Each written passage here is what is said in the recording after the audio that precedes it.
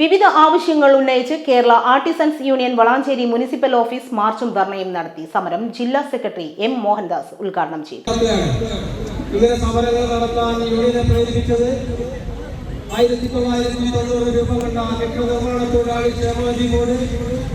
ആ ക്ഷേമനിധി ബോർഡിന്റെ കീഴിൽ 15 ലക്ഷത്തിലധികം നിർമ്മാണ തൊഴിലാളികളും 4 ലക്ഷത്തിലധികം പെൻഷൻകാരുമുള്ള ഒരു സംഘടനയാണ്.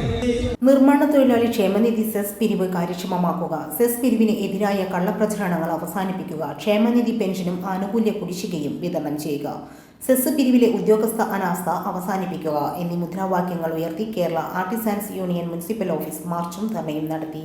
സമരം ജില്ലാ സെക്രട്ടറി എം മോഹൻദാസ് ഉദ്ഘാടനം ചെയ്തു. ഏരിയ ട്രഷറർ ശിവദാസൻ അധ്യക്ഷത വഹിച്ചു.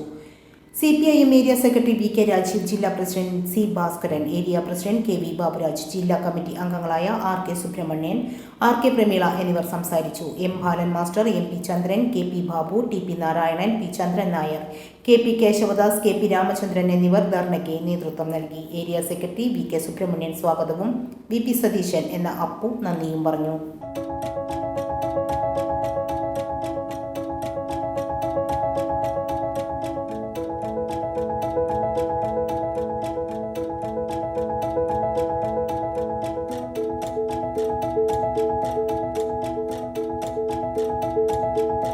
ഇനി വേണ്ടതെല്ലാം വേണ്ടുവോളം വിലക്കുറവിൽ നിങ്ങൾക്കായി മലപ്പുറത്ത് സമ hyper market, Tirur road, Mylapuram, Malappuram.